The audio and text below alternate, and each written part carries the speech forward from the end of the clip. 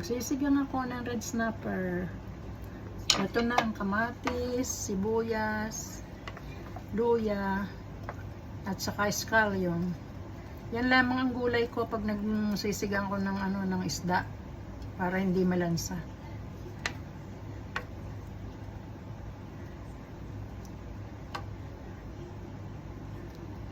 Tapos ilalagay ko na ito. Kumulo na yan eh. Ilalagay ko na itong sinigang.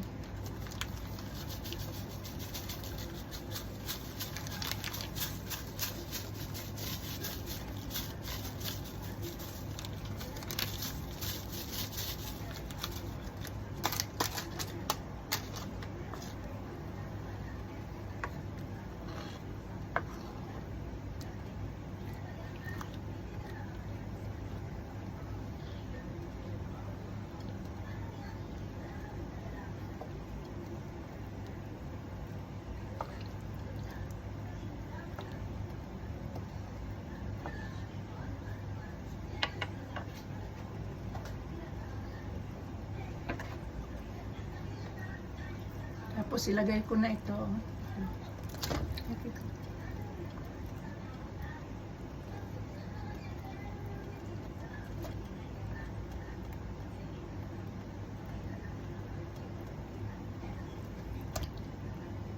Sariwan-sariwa. Ulo ng red snapper.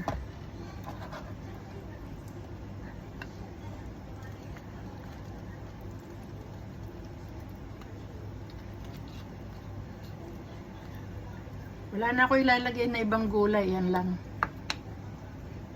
Gusto ko matikman ko ang isda ng walang gulay. Tama na yung gulay na yan.